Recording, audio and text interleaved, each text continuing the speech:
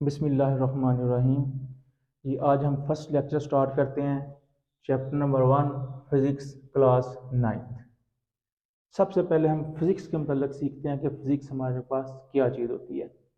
Basically science की हमारे पास चार बड़ी ब्रांचेज हैं: फिज़िक्स, केमिस्ट्री, बायोलॉजी और कंप्यूटर साइंस। बाकी जितनी भी ब्रांचेज हैं वो इन्हीं से इंडिकेट हुई हुई हैं। सो फिज़िक्स साइंस की बड़ी ब्रांचेज में एक ब्रांच है। फिज़िक्स में हम दो चीज़ों के मतलब सीखेंगे जी, मैटर एंड एनर्जी, मादा और एनर्जी। मादा क्या है, हमने 8 सेक्शन तक पढ़ा हुआ है कि हर वो चीज़ जो मास रखती हो और जगह घेरती हो।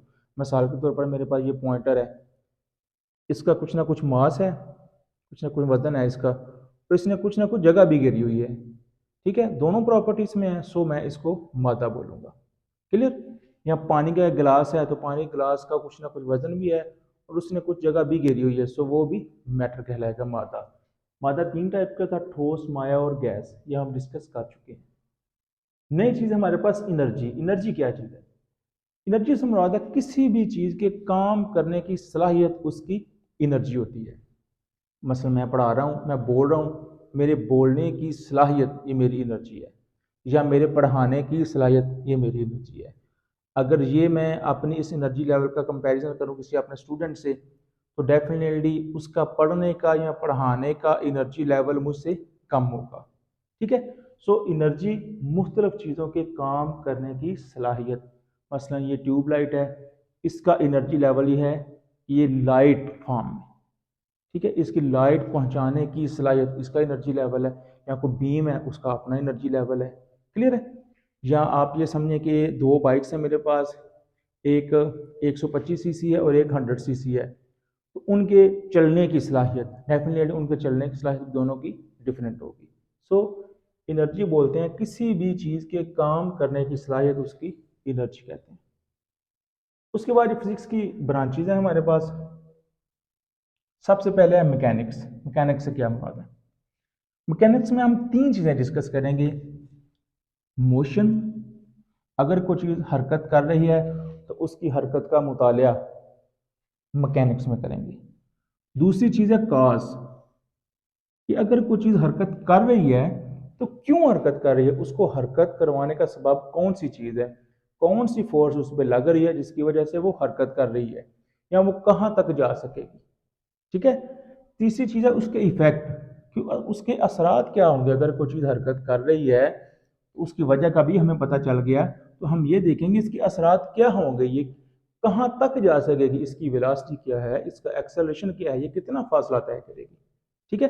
सो फिजिक्स की इस ब्रांच में हम तीन चीज़ें डिस्कस करेंगे: किसी चीज़ की हरकत, उसके हरकत करने की वजह, और उसके हरकत करने का असर। ठीक है जी। नेक्स्ट है मेरे पास हीट। हीट क्या चीज़ है? हीट को मैं एक चीज़ बोलता हूँ, डाकिया। डाकिया क्यों बोलता हूँ? क्योंकि डाकिया का काम ये होता है कि एक जगह से पैगाम वसूल करना और जहाँ तक पहुँचाना है वहाँ तक उसको पहुँचा देना, उसका अपना उसमें कोई भी रोल नहीं होता। हीट भी बतौर डाकिया ही काम करती है ये, लेकिन ये कौन सी डाक लेके जाती है? ये एनर्जी की डाक लेके जाती है। ये एनर्जी को ट्रांसफ़र करती है एक जगह से दूसरी जगह। किस तरह करती है? मैं एक एग्जांपल देता हूँ, फिर बात समझ आएगी। गर्मियों में मेरे पास अगर फॉर एग्जाम्पल लोहे की सुलाह धूप में पड़ी हुई है, तो मैं उसको पकड़ूंगा तो वो मुझे गर्म महसूस होगी। उसकी वजह यह है कि उसका एनर्जी लेवल मेरे हाथ से ज़्यादा है। तो क्या होगा, एनर्जी ट्रांसफ़र होगी उस सुलाह से मेरे हाथ की तरफ, और उस वक्त तक ट्रांसफ़र होती रहेगी जब तक मेरे हाथ का और उस सुलाह का एनर्जी लेवल सेम नहीं हो जाता। सो जो एनर्जी ट्रांसफ़र होगी ना, वो होगी हीट की शक्ल में। यानी ये हीट बतौर डाकिया एनर्जी सुलाह से लेगी और मेरे हाथ तक ट्रांसफ़र कर देगी। लेकिन अगर वही सुलाह मैं सर्दियों में पकड़ूं, तो वो मुझे बजाय गर्म महसूस होने के ठंडी महसूस होगी। क्यों? क्योंकि तब मेरे हाथ का एनर्जी लेवल ज़्यादा होगा और उस सुलाह का कम होगा। सो एनर्जी ट्रांसफ़र होगी मेरे हाथ से उस सुलाह की तरफ। कब तक ट्रांसफ़र होती रहेगी? जब तक दोनों का एनर्जी लेवल सेम नहीं हो जाता। ठीक है जी। सो हीट का क्या काम है? बेसिकली एनर्जी को ट्रांसफ़र करना। दूसरी है रेंज। रेंज से मुराद है ये कहाँ तक एनर्जी ट्रांसफ़र कर सकती है। मिसाल के तौर पर अगर हम सूरज को देखें तो सूरज से तो हमसे करोड़ों किलोमीटर दूर है, लेकिन वो एनर्जी ट्रांसफर कर रहा है। ठीक है, सूरज से एनर्जी हमारे प्लैनेट अर्थ पर ट्रांसफर हो रही है, तो इसकी रेंज इनफाइनाइट है। वो किसकी फॉर्म में रही है? डेफिनेटली हीट की फॉर्म में। लेकिन अगर यही काम हम सर्दियों में आग जलाएं तब करें तो उसकी रेंज थोड़ी होगी, यानी मैं अगर चंद मीटर भी दूर बैठूंगा तो मुझे वहाँ एनर्जी रिसीव नहीं होगी। सो दूसरी चीज़ है कि हीट में उसकी रेंज को भी डिस्कस करेंगे कि इसकी रेंज कितनी है। सूरज की डेफिनेटली ज़्यादा है और आग की कम है। टाइप्स कि हीट एनर्जी को ट्रांसफर तो करती है, लेकिन किस तरह करती है, यानी कि इसकी टाइप्स क्या है। ये ठोस, माया और गैस में तीनों तरह से एनर्जी को ट्रांसफर करती है। उनके नाम कंडक्शन, कन्वेक्शन और रेडिएशन है। वो इंशाल्लाह इसी क्लास के लास्ट वाले चैप्टर में डिस्कस करेंगे। नेचर के जो एनर्जी ट्रांसफर हो रही है उसकी नेचर क्या है, और लास्ट पे है एप्लीकेशन कि हमें इसका फ़ायदा क्या हो रहा है। डेफिनेटली फ़ायदा तो है ना। अगर हम सर्दियों में धूप में बैठेंगे तो हमारा एनर्जी लेवल कम होगा, तो हीट रिसीव करके हमारा एनर्जी लेवल बढ़ जाएगा। ठीक है, या अगर हम किचन में कोई चीज़ गर्म कर रहे हैं तो आग का एनर्जी लेवल ज़्यादा है, तो वहाँ से एनर्जी ट्रांसफ़र होगी। अगर हम चाय पका रहे हैं तो उसको ट्रांसफ़र होगी, या दूध बॉयल कर रहे हैं तो उसको एनर्जी ट्रांसफ़र होगी, यानी कि उसकी एप्लीकेशन में आ जाएगा। सो ये मेरे पास फिजिक्स की सेकंड ब्रांच थी। तीसरी ब्रांच है साउंड। साउंड क्या चीज़ है जी? साउंड में जिस तरह अपने नाम से ही ज़रा है आवाज़, इसमें हम तीन चीज़ें सीखेंगे, तीन चार। ओरिजिन, कि साउंड कहाँ से पैदा हो रही है। मिसाल के तौर पर मैं बोल रहा हूँ, यहाँ मैं पॉइंटर्स और वाइट बोर्ड से साउंड पैदा हो रही है, लाउड स्पीकर है उससे भी साउंड पैदा हो सकती है। इस तरह मुख्तलिफ सोर्सेज हैं।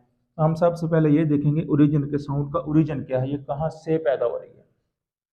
दूसरा उसकी रेंज, कि साउंड की रेंज कहाँ तक है, कि मैं बोल रहा हूँ तो मेरी आवाज़ कहाँ तक जा सकती है।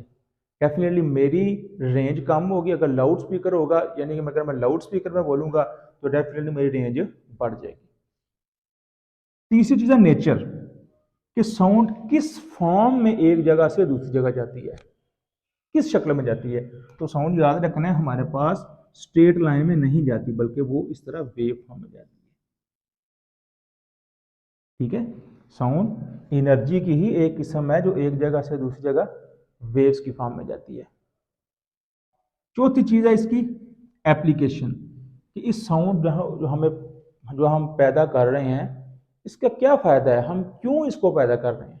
मगर मैं पढ़ा रहा हूँ तो डेफिनेटली ये मेरी एप्लीकेशन है, मैं बोल इस वजह से रहा हूँ ताकि मेरे बच्चों को मेरी बात की समझ आ जाए।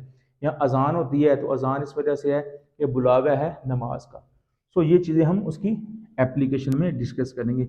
एक और चीज़ है लास्ट पे साउंड, कि साउंड को एक जगह से दूसरी जगह जाने में, अच्छा यहाँ से वो यहाँ जाती है, तो इसको मीडियम की ज़रूरत है कि नहीं है। मीडियम से मुराद, असल मैं बोल रहा हूँ तो मेरे स्टूडेंट तक आवाज़ जा रही है, मेरी साउंड जा रहा है, तो मेरे और स्टूडेंट्स के दरमियान क्या चीज़ है, डेफिनेटली वो हवा है। तो हवा अगर नहीं है तो क्या साउंड एक जगह से दूसरी जगह ट्रैवल कर सकती है कि नहीं कर सकती। सो साउंड में इन चार पांच चीज़ों के मतलब हम डिटेल से डिस्कस करेंगे। ठीक है जी। नेक्स्ट मेरे पास है लाइट। जी, लाइट में यही चार पांच चीज़ें हम डिस्कस करेंगे। क्या ओरिजिन की लाइट कहाँ से पैदा हो रही है, ये लाइट ट्यूबलाइट से पैदा हो रही है, या एनर्जी से वैसे पैदा हो रही है, या सनलाइट है।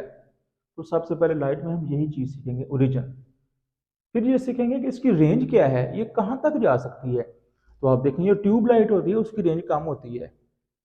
अगर हम किसी बीम की बात करें तो उसकी रेंज थोड़ी ज़्यादा होती है। लेकिन अगर आपने बाज़ारों में एक लेज़र लाइट होती है वो देखेंगे तो उसकी तो रेंज बहुत ज़्यादा होती है। ठीक है। सो सबसे पहले हम लाइट में ओरिजिन और उसके बाद उसकी रेंज क्या होती है। नेचर, कि ये लाइट एक जगह से दूसरी जगह किस तरह ट्रैवल करती है। तो लाइट भी साउंड की तरह वेव फॉर्म में ही होती है, याद रखना। इस तरह ही एक जगह से दूसरी जगह वो ट्रांसफर करती है। बेसिकली लाइट एनर्जी का ही एक सोर्स है। मैं एक बात कहता हूँ, हमने अगर अपनी इस कायनात को समझना है तो हर चीज़ को आप अगर एनर्जी लेवल के लिहाज से देखेंगे या समझेंगे ना तो आपको बातों को तो आपको चीज़ों को अंडरस्टैंड करने में बड़ी आसानी होगी। तो ये सारी चीज़ें बेसिकली एनर्जी ट्रांसफ़र ही हैं। ठीक है। लाइट भी एनर्जी को ही ट्रांसफ़र करती है एक जगह से दूसरी जगह। ओरिजिन, रेंज, नेचर के किस फॉर्म में वो ट्रैवल करेगी। एप्लीकेशन कि हम लाइट को अगर प्रोड्यूस कर रहे हैं तो क्यों कर रहे हैं, हमें इसका क्या फ़ायदा। मतलब मैं पढ़ा रहा हूँ तो डेफिनेटली मुझे अपने लेक्चर रिकॉर्ड करने के लिए इस लाइट की ज़रूरत है, सो ये मेरी एप्लीकेशन है। ठीक है, अगर सन हमें लाइट पहुंचा रहा है तो उसकी एप्लीकेशन क्या है, अगर सूरज की रोशनी ना हो तो कोई भी फसल तैयार ही ना हो। ठीक है, तो हम लाइट में ये मुख्तलिफ 4-5 चीज़ें डिस्कस करें। हमारे पास इलेक्ट्रोमैग्नेटिज्म, ये दो चीज़ों से मिलकर बनी है इलेक्ट्रो और मैग्नेटिज्म। इलेक्ट्रो का मतलब होता है करंट और मैग्नेटिज्म का मतलब होता है मकनातीसी खसूसियात। मकनातीसी खसूसियात फिजिक्स की इस ब्रांच में हम दो चीज़ों के रिलेशन का मतलब सीखेंगे, करंट और मकनातीसी खसूसियात। क्या कि बाज़ औक़ात हमारे पास करंट होती है, उस करंट को यूज़ करते हुए हम मकनातीसी खसूसियात प्रोड्यूस करते हैं। यहाँ इसके उल्टा है कि हमारे पास मकनातीसी प्रॉपर्टीज होती हैं, उन प्रॉपर्टीज को यूज करते हुए हम करंट जनरेट करते हैं। सो फिजिक्स की इस ब्रांच में करंट और मकनातीसी खसूसियात का आपस में कनेक्शन है, उनका क्या रिलेशन है, उसके बारे में डिटेल से डिस्कस करेंगे। 10th क्लास में एक कंप्लीट चैप्टर है, वहाँ पे ये चीज़ें डिटेल से डिस्कस करेंगे। नेक्स्ट मेरे पास है एटॉमिक फिजिक्स। आपने नाम से ही जा रहा है एटम के रिलेटेड फिजिक्स। एटम की अगर हम बात करें तो हमें इस चीज़ का पता है कि किसी भी चीज़ का सबसे छोटा पार्टिकल एटम कहलाता है, और वो इतना छोटा पार्टिकल है कि आंख से नज़र भी नहीं आता। लेकिन एटम के मज़ीद हिस्से होते हैं। अगर मैं बात करूँ, उसके सेंटर में न्यूक्लियस होता है, उसके मुख्तलिफ शेल्स में इलेक्ट्रॉन, ये सेंटर में न्यूक्लियस है, और बाहर ये शेल हैं जहाँ पे इन इलेक्ट्रॉन मूव कर रहे हैं। एटम के टोटल वैसे तो बहुत ज़्यादा पार्टिकल होते हैं एटम के हिस्से, लेकिन चूंकि हमारे सिलेबस में 4 है तो हम 4 ही डिस्कस करेंगे। इलेक्ट्रॉन, प्रोटॉन, न्यूट्रॉन और न्यूक्लियस। किसी एटम के मरकज़ में न्यूक्लियस होता है, ये न्यूक्लियस है। इलेक्ट्रॉन बाहर घूम रहे होते हैं, और प्रोटॉन और न्यूट्रॉन ये दोनों एटम के मरकज़ यानी कि न्यूक्लियस के अंदर वाक़ होते हैं। सो फिजिक्स की इस ब्रांच में हम एटम के स्ट्रक्चर, एटम के पार्ट्स के मतलब डिटेल से डिस्कस करेंगे कि एटम के पार्टिकल कहाँ कहाँ पे मौजूद होते हैं और इनकी क्या एप्लीकेशन है। जी, तो नेक्स्ट मेरे पास है न्यूक्लियर फिजिक्स। न्यूक्लियर फिजिक्स क्या है। इस तरह हमने एटम के स्ट्रक्चर में ये बात सीखी है कि एटम के मरकज़ में न्यूक्लियस होता है, जिसमें प्रोटॉन और न्यूट्रॉन मौजूद होते हैं। सो एटम के इस मरकज़ी हिस्से को हम फिजिक्स की इस ब्रांच में डिस्कस करते हैं। वैसे मैंने तो यहाँ पे 3 पार्टिकल लिखे हैं, इलेक्ट्रॉन, प्रोटॉन और न्यूट्रॉन। वैसे हकीकत में तकरीबन 120 पार्टिकल एटम के अंदर दरियाफ्त हो चुके हैं।